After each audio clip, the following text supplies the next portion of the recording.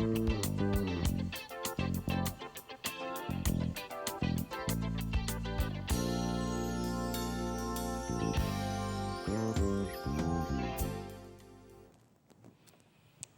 my name's Diane, and you're currently watching the Just Kidding Around show. Thank you so much for joining us. This week we are introducing our audience to Mr. Todd Hunter. Hi, Todd. Hi, how are you, Diane? And this is the first time you've been on our show. Welcome. Yeah. Well, thank you so much for inviting me. I should really appreciate it. I've heard about your show, and I'm glad you approached me and asked me to come on and talk a little bit about writing and show a few of my books. Okay, before we get started, would you like to look into the camera and say hello to somebody? Well, yeah, I'd like to say hello to my wife and my family out there. I have my 2 sons and my boys, and Brian and Casey, and my wife, Barbara. Okay, and I'd like to say hello to the students at South Bay Elementary, Mr. Feeney, and also hello to Kathy Waite, my school principal. Okay. With that, let's get started. Okay. First of all, before we were talking about being an author, and could you once again bring up some of the points that, is it a 40-hour week or is it a 20-hour week? I'm curious to know. Well, being an author, I mean, it can be all that. It can be 20 or 40 or 60, depending upon what you want to put into it. Myself, when I was developing my first books, I was teaching, and I was teaching adult basic ed, GED, the high school equivalency, ESL, which is English second language, and I was teaching through Pierce College. And so I would come home and maybe work on a few little paragraphs here and there and work on things, because even if I had more time, it still takes about 3.5 to 4 years to put out a book. Oh, Why? that's amazing. Well, because when you write a book, you think you know what you're saying, right? You know in your mind what you're saying. Oh, I'm saying this and it sounds good, because your mind is filling in all the blanks and all the questions. But you have to put it down, let it rest, and about a month later you come back and reread it. And you go, oh man, I didn't mean that. That doesn't make sense. That doesn't go from here to there.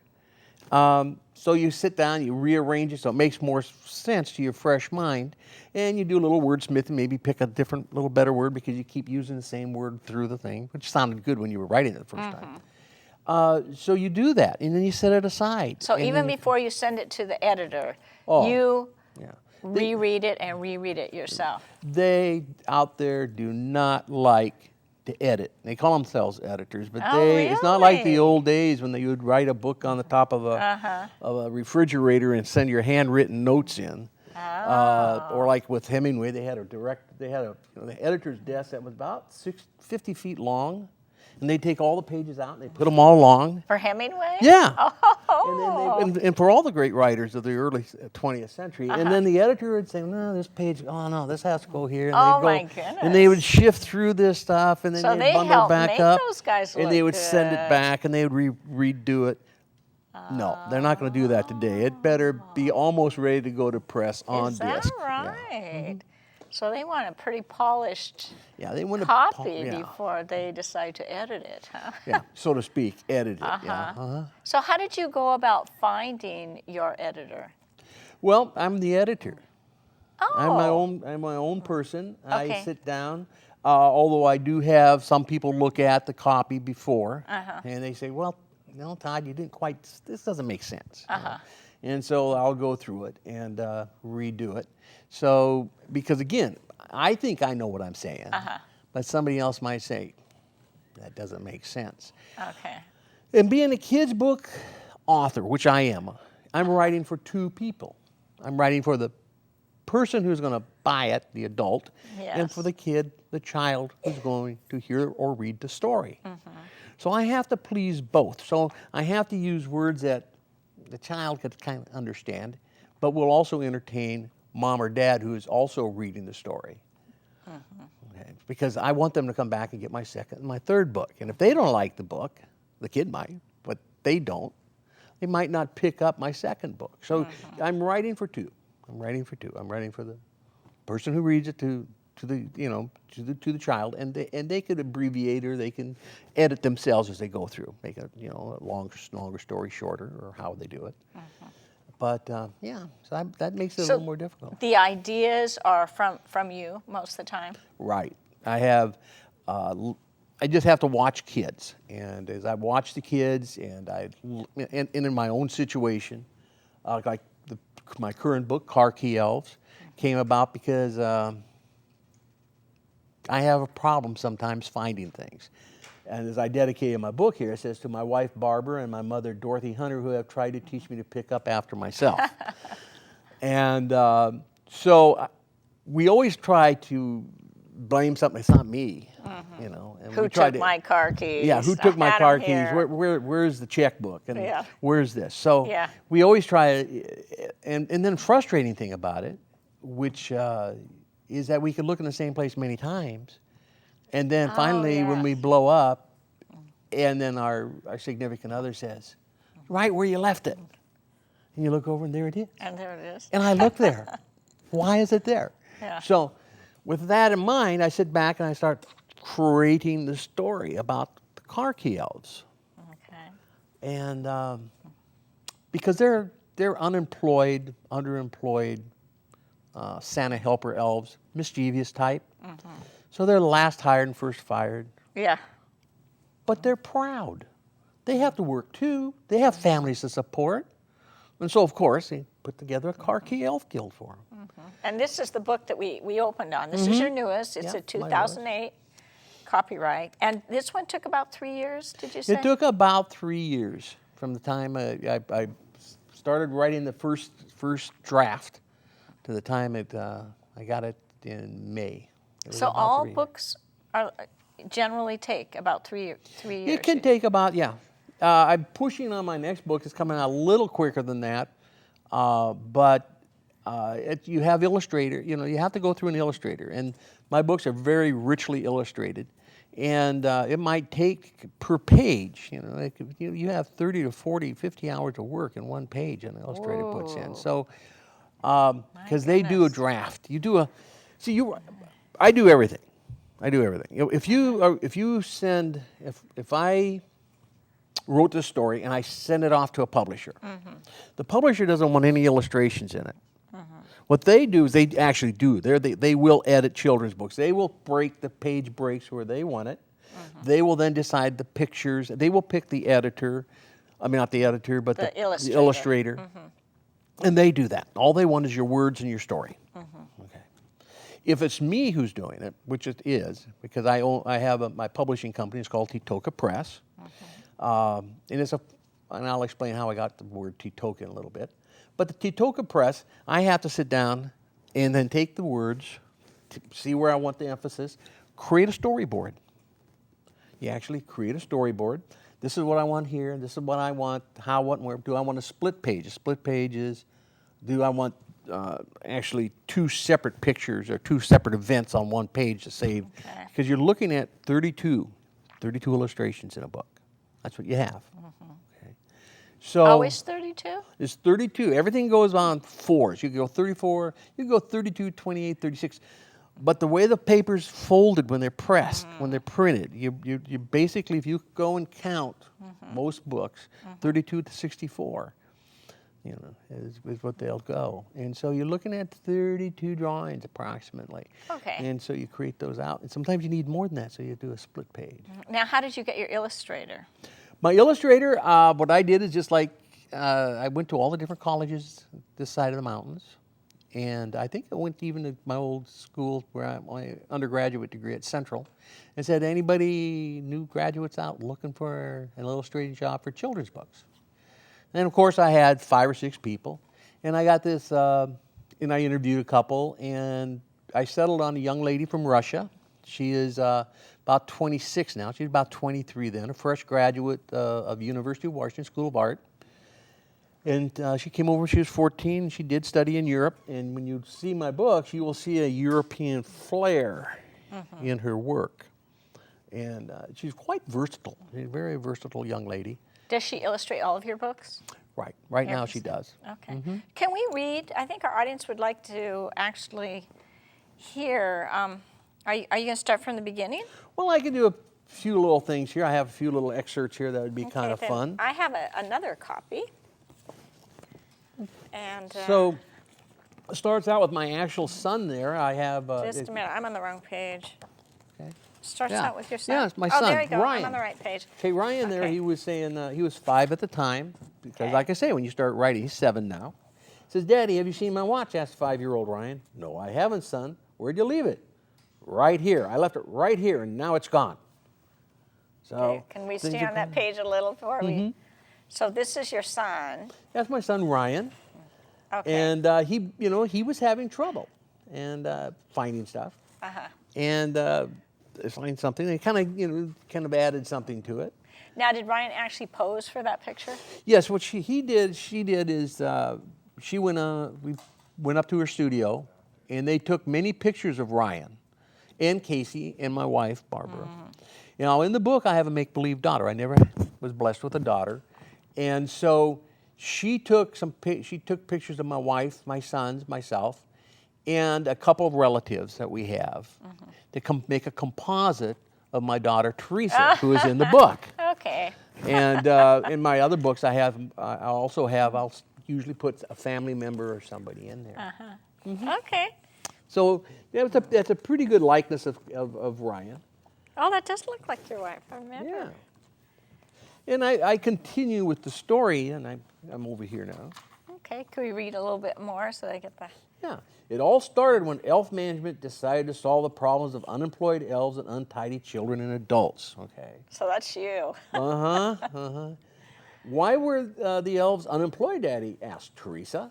Well, they were part-timers and Christmas temps. Many were mischievous and liked to play jokes, so they were usually the first released and the last rehired. So, they got to have a job. They got family and all this other stuff. And so the first part of the book kind of works on all the trials and tribulations of putting together the Clarkey Elf Guild. They elect their officers, they take their pledges and their oaths, and what it does here, I put in, all my books are family oriented, and they all have a good family theme. And what I do is here, they just can't go hither into any old house and hide things. What their idea is to come in, hide things to help us become more, less messy, okay? And so there's rules here, and the rules here, I'll read down through them real quick.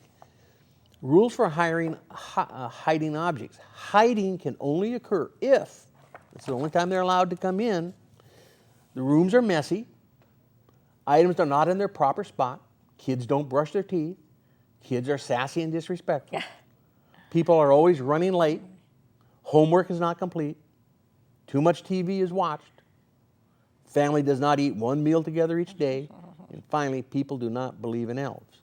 So you got to at least believe in elves. If you don't believe in elves, they have the authority to come in and move an object. And this will, help you become a little more organized as they move things around on you. The second part of the book is about Digenus. Now, Digenus, she is, little young girls about 8 to 12 really identify with Digenus. Digenus is the most mischievous, but also the most brilliant of the elves. Okay. She's rumored to be part imp, and she's always being blamed for things she doesn't do. But as you can see, she does get even. When she was young, a teacher justly blamed her for talking. She wouldn't tell on the talker, so she had to sit in the corner. She was not a snitch. So that Friday, she brought some fish and put them inside the classroom's heater duct. There they stayed for the whole weekend, festering away, getting smellier and smellier, like she was mischievous. On Monday, school was canceled for the day. The whole school had to be aired out. The kids were happy, and they whispered that it must have been Digenus's work, but it couldn't be proven. But Digenus is a good-hearted imp. Elf.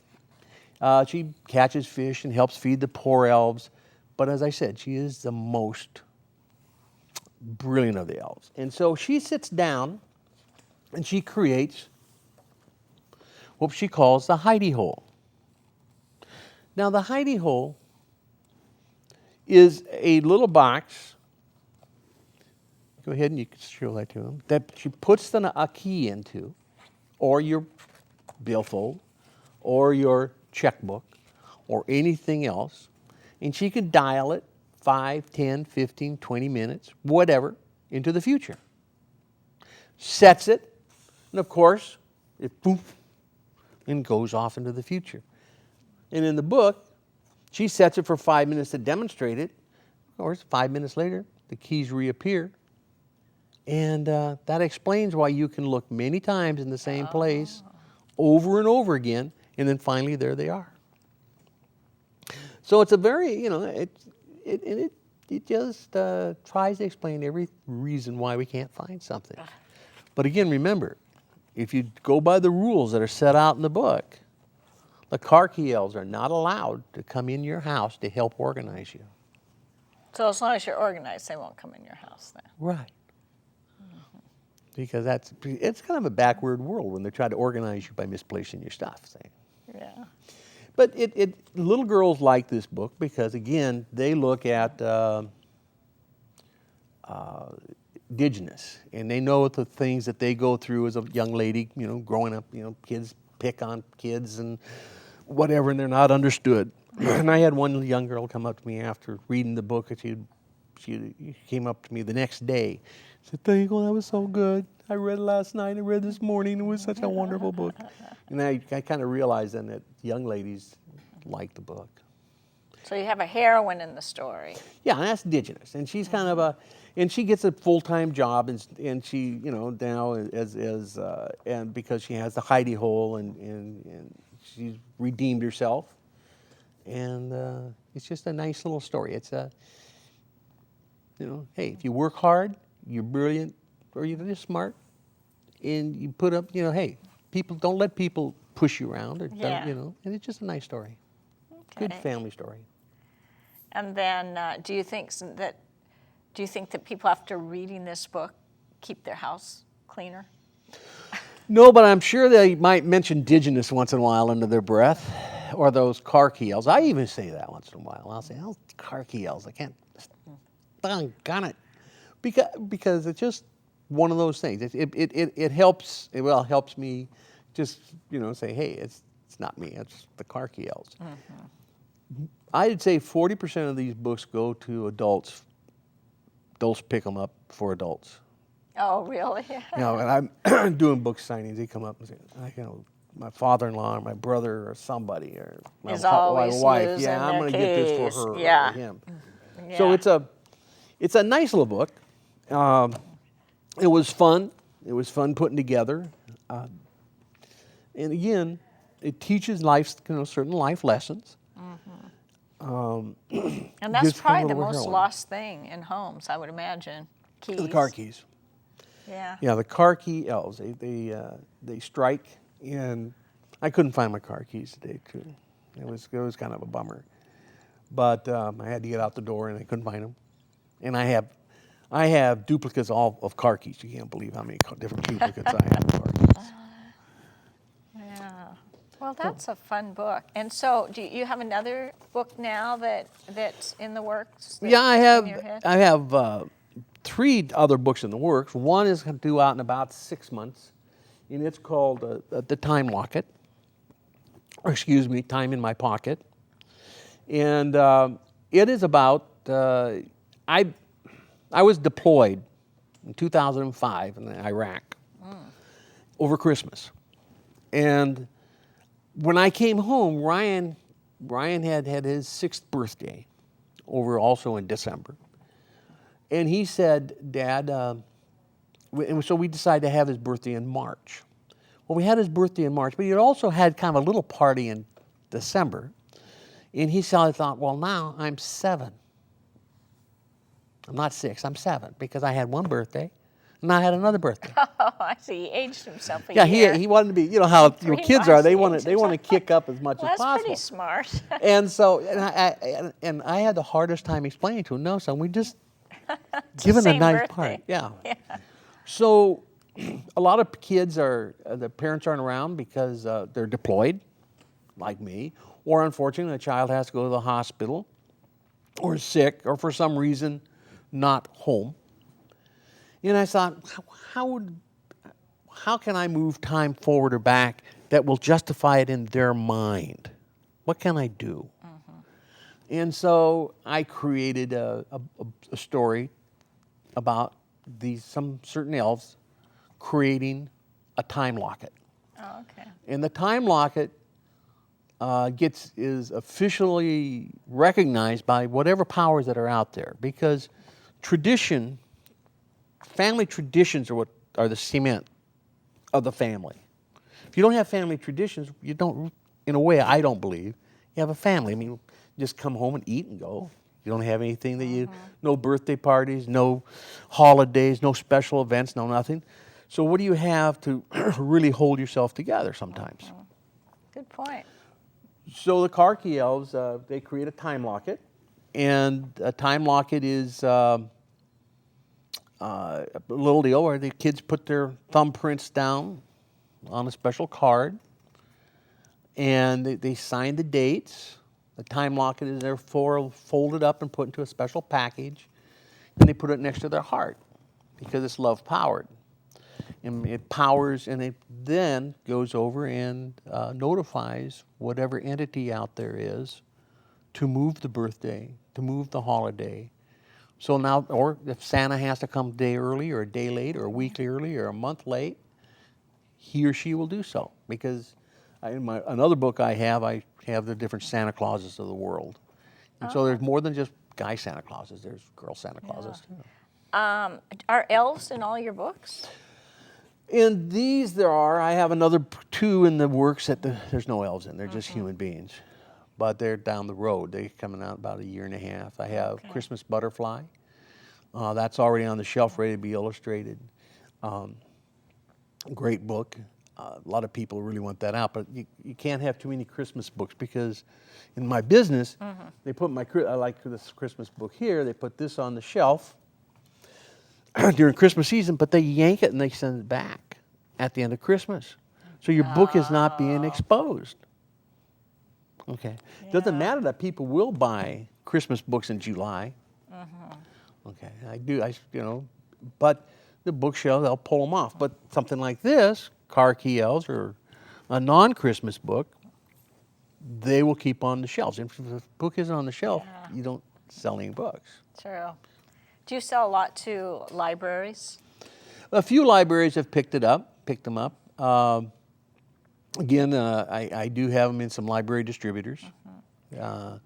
But so if Unique people want to Books get a and hold GBI. of you, at the end of these, in the ending credits of this program, there is a website. Yes, that's right. And Yeah. you could, contact me at the website. It's Titoka at titokapress.net. And then do you actually have all of your books there then? Yeah, Not or just they're this available, and there's email. You can email me. If a person, it's just. I came about. Some people ask me how did I come about the name Titoka. It's Tetoca, and my brother's name is Ted. That's T-E. I'm Todd, T-O, and my sister's name is Carolyn, C-A. And my dad, when I was a kid, he bought some boats. He liked boats. And so he named the boat Titoka after us kids. And that was fun, and it carried us places, and we had a lot of fun within it. And so when I named my press, I thought it'd be like my boat, my dad's boat, carrying kids to places of fun. Back and forth. So that's the symbolism behind Titoka. It's not a Native American That name. brings you back to your family traditions. Yeah, Well, I the guess that's family not really a tradition. tradition, but boy, what a wonderful family memory So, that you yeah. had that boat, and then the here you are Titoka. all these years later. That was using a little name. Bryant 17-foot mahogany. Yeah. It was a great little wooden boat. It was probably Well, we're going to be wrapping up the show. I'd love to have you back on again. I'd also love to be here. like an explanation of why you recently went to Iraq, but you taught college courses before that, right? Mm-hmm. So did I was you in go the into reserves. military? Oh, you were in the reserves while you were teaching college? Yeah. Okay, and that's how that all I was came about. NBC, nuclear, biological, chemical. And You've done a lot of things with your life. and they they needed one. So and you've worked they with biological took me. chemicals? Yeah. Oh, wow. So yeah, and so that's where I went. I was one of the old, if not the oldest NCO in the theater. They had to send me home early because I was turning 60. Oh. They said, we can't have you in theater if you're turning 60. If I was warrant, they could keep me. If I was medical, they could keep me. Okay. But they couldn't keep me otherwise. Well, it was great having you on the show, Todd. Well, it was great being here. Boy, Thank 30 you. minutes just zipped right by. That's pretty fast, I know. Okay. So I want to thank our home viewers. And Thank you. I also would like to thank Jerry, Jillian, Jim Elder, Tom Dubuque, Bob Giles, and Bruce Tanney, who worked so hard to put this show together. A lot of work goes into making one of these shows. I saw that. Yeah, yeah. Working on the set and the lights and white balance, and we appreciate all that they do. So thank you, and goodbye. Goodbye, Mr. Feeney.